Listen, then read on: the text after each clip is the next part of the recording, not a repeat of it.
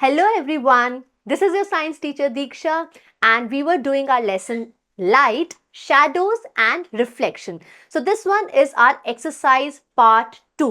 तो यहाँ students हम question 7 से question 12 तक सारे questions को solve करेंगे, discuss करेंगे, ठीक है? So let's get started students.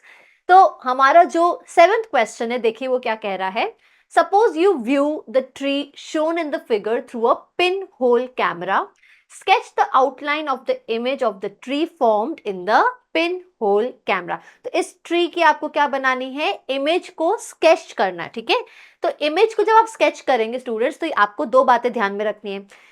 Number one, what kind of image is formed by a pinhole camera? Is it real, inverted, or is it virtual or erect? Definitely it is inverted image, ठीक है? और इसके साथ ही students आपने ये भी देखा है, हमने पढ़ा था पिन होल कैमरा में जो इमेज बनती है that is coloured. So when you are sketching the image of this tree you need to colour the diagram also, ठीक है? तो यहाँ पे इसकी इमेज हम बनाने की कोशिश करेंगे और ये इमेज जो होती है छोटी होती है. What ever is the size of the object उससे छोटी इमेज आपको स्क्रीन पे नजर आती है. तो हम एक छोटी सी इमेज यहाँ पे ड्रॉ करने की कोशिश करेंगे.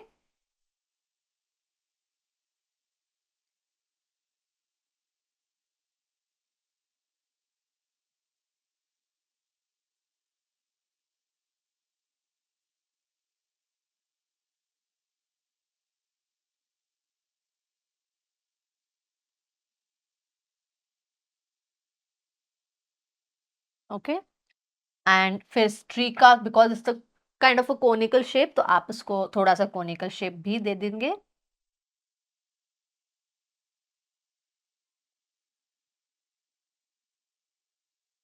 Like this. ओके, तो इस तरह का स्केच करना है आपको स्टूडेंट्स ट्री की इन्वर्टेड एंड कलर्ड इमेज. तो यहाँ पे आपको कलर करना है ब्राउन एंड ग्रीन से और ये आपकी इमेज स्केच हो गई, ठीक है? तो इसी तरह का कुछ करना है, बहुत एग्जैक्ट ना भी हो तब भी बस आपको ये ध्यान रखना है स्टूडेंट्स, ये शेप जो हो वो बिल्कुल डिस्टॉर्टेड नहीं होना चाहिए, ठीक है?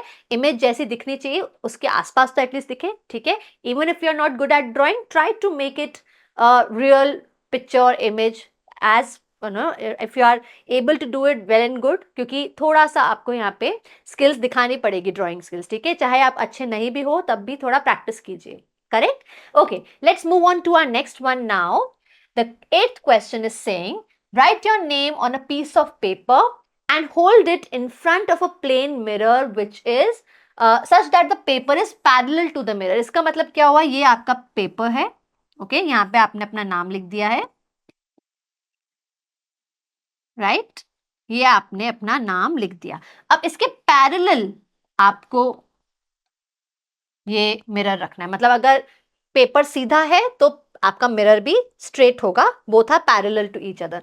अब आपको ये देखना है कि यहाँ पे जो भी पेपर पे आपका नेम लिखा है वो किस तरह से नजर आएगा, ठीक है? What difference do you notice when you see the image of this your name in the mirror and explain the reason for the difference. आपको रीजन भी बताना. तो रीजन तो बहुत ईजी है स्टूडेंट्स, हम जानते हैं कि हम होता क्या है कि जो भी ऑब्जेक्ट रहता है वो जब आप उसे मिरर में देखते हो वो लैटरली इन्वर्टेड हो जाता है. So whatever is the left part of the object it appears to be the right part of the image and vice versa. Correct? तो इसका मतलब ये स्टूडेंट्स, ये पूरा वर्ड भी फ्लिप होगा. मतलब यहां मेरा नेम स्टार्ट हो रहा है डी से और एंड हो रहा है ए से, बट यहां आपको मिरर में ए से स्टार्ट होता हुआ मेरा नेम दिखेगा and it will reach till D, letter D. तो यहां पे क्या हुआ है, पूरा वर्ड भी फ्लिप हो गया, लेफ्ट राइट इनवर्सल है, and each letter is also flipping in a left right way. मतलब यहां पे अगर डी ऐसा नजर आ रहा है तो आपको D left right inverse form में नजर आएगा इन द इमेज. क्लियर? सो एक एग्जाम्पल मैंने यहाँ पे लिया ताकि आपको समझ आ जाए. When you look at your name in the mirror, it looks flipped from left to right. Why? Because in a mirror, it shows a laterally inverted image. तो यहाँ पे देखिए मैंने यहाँ पे letters लिखे signs, okay? So it's starting from letter S ending at E, but here it is starting from E and ending at S. Clear? One more thing, each letter is being laterally inverted. तो यहाँ पे E आप देखिए इस तरह से है, तो यहाँ पे इसको बिल्कुल फ्लिप कर दिया है. मतलब इसी को आप अगर ऐसे फ्लिप कर दे तो क्या हो जाएगा, इस तरह का ही नजर आएगा लेटर ई. तो ऐसे ही हर लेटर इस तरह से फ्लिप होता हुआ नजर आता है। अगर आप लेटर आई को फ्लिप करें तो वैसा ही रहता है, तो इमेज में लेटर आई वैसा ही रहेगा।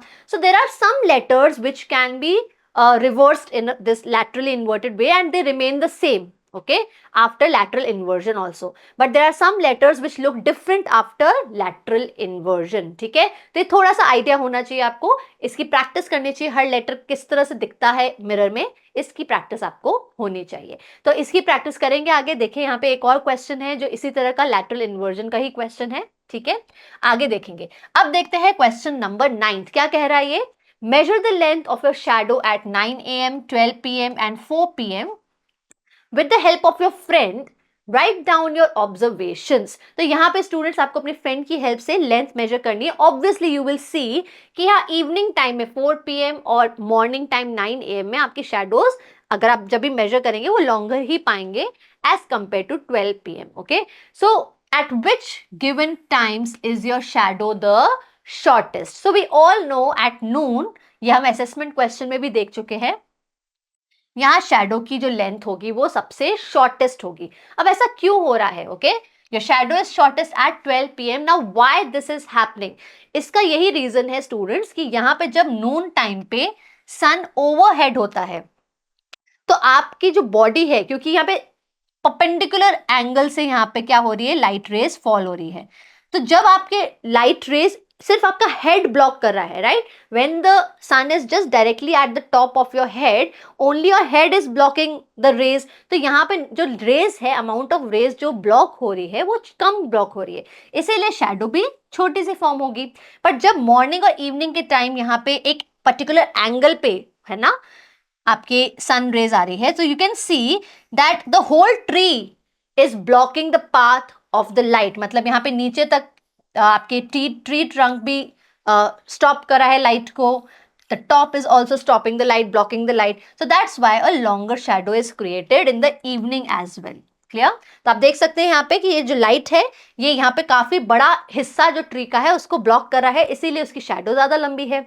यहाँ पे सिर्फ ओवरहेड है तो इतना पार्ट ही सन की लाइट को ब्लॉक कर रहा है, सन रेज को ब्लॉक कर रहा है, इसीलिए यहाँ पे शैडो छोटी नजर आएंगी। So the simplest answer you can give is that at 12 p.m.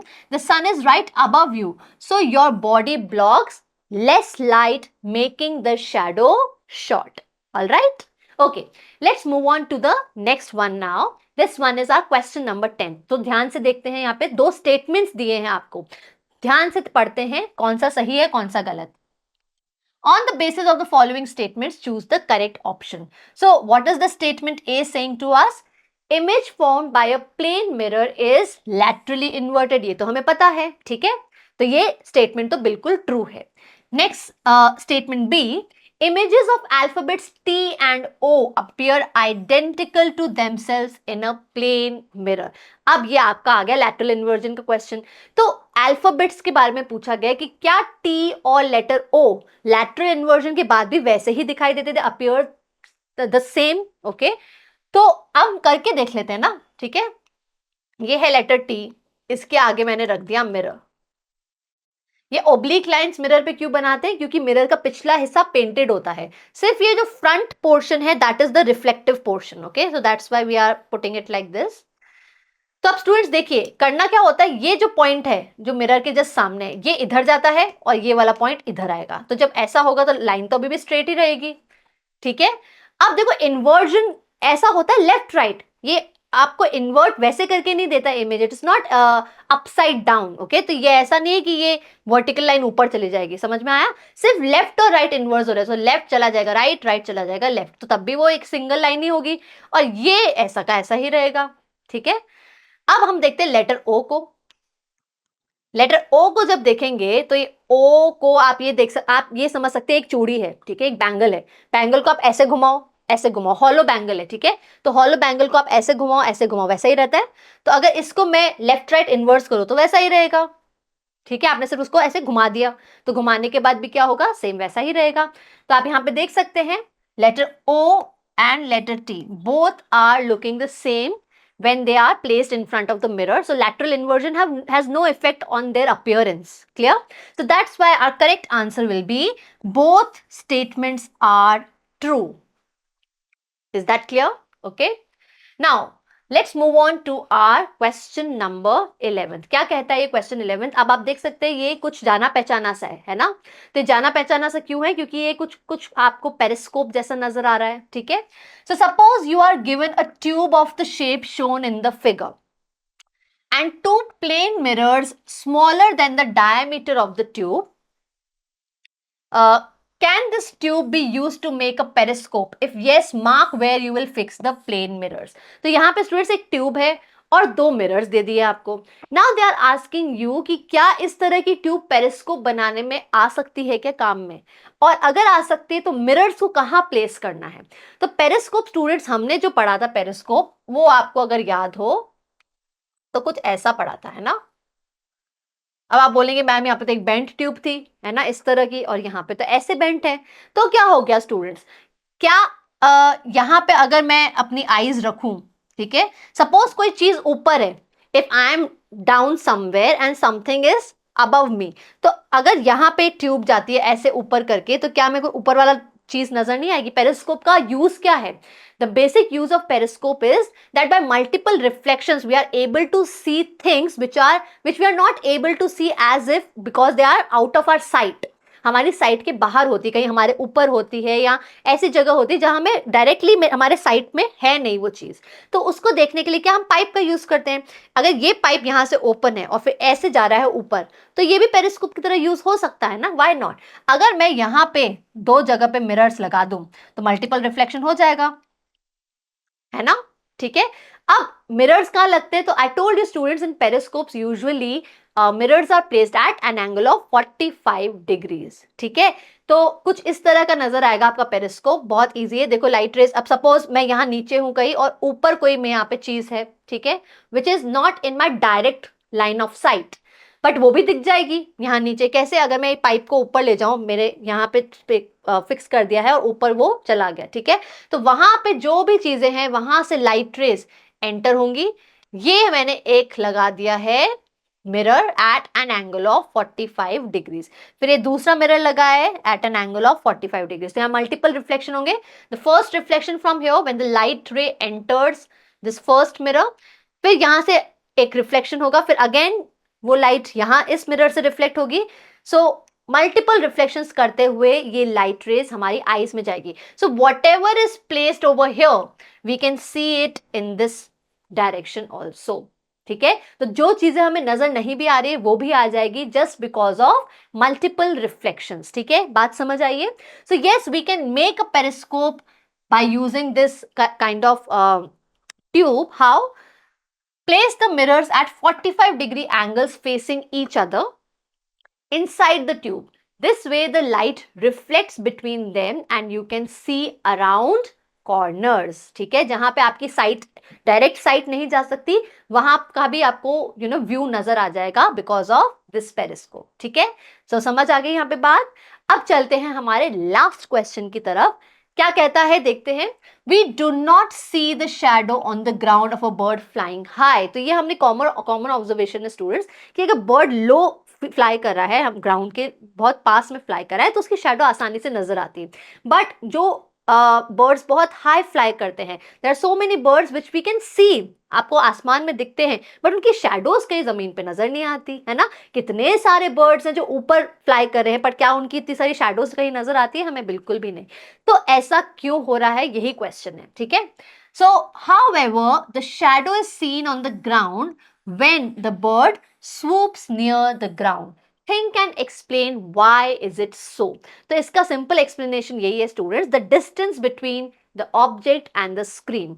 तो अगर स्टूडेंट्स मैं यहाँ खड़ी हूँ और मेरे सामने एक टॉर्च लाइट है, ठीक है, पर मेरा स्क्रीन कुछ मेरे पीछे जो है, स्क्रीन तो है पर वो 1 किलोमीटर दूर है, तो क्या मेरी शैडो आपको नजर आएगी उस पर? नहीं, because of the large distance between the bird and the ground which is the screen. अगर बर्ड बहुत हाई फ्लाई कर रहा है तो बीच में डिस्टेंस कितना ज्यादा है, तो शैडोज बनती है. Of course the bird is blocking the light of the sun, but वो शैडोज नीचे जमीन तक आपको नहीं दिखती है because the distance, because of that high distance. ठीक है. तो आप इस डायग्राम की हेल्प से जरूर समझ जाएंगे कि मैं क्या कहने की कोशिश कर रही हूँ। अब देखिए यहाँ पे the bird is flying high, तो उसकी जो लाइट ब्लॉक करी उसने, शैडो कहीं यहाँ बीच में क्रिएट होनी चाहिए थी, बट यहाँ पे कोई स्क्रीन नहीं है, स्क्रीन तो और नीचे है। सो that's why the shadow does not reach the ground because of the large distance between the object and the screen. पर जब बर्ड लो फ्लाई कर रहा है, ग्राउंड के पास फ्लाई कर रहा है, then the shadow reaches the ground. Okay, you can see the shadow is perfectly created and it can be seen on the ground. Shadows are created here also, but you can't see them because it is not reaching the ground because of this large distance. तो कैसे लिखना है इस answer को समझते हैं। The first case is when the bird is flying high in the sky. So the distance of the screen, that is the ground, and the bird, that is the object, is so large that its shadow is not visible. Okay, it is created. ठीक है, block तो कर रहा है ना object light, तो shadow तो बनेगी बट वो दिखेगी ही नहीं क्योंकि स्क्रीन ही इतना दूर है। When the bird swoops near the ground, the shadow becomes visible because the light from the sun is blocked closer to the ground, that is the screen. ठीक है, तो ये बात समझने वाली है, होपफुली समझ में आ गया होगा स्टूडेंट्स किस तरह से ये चीज वर्क कर रही है।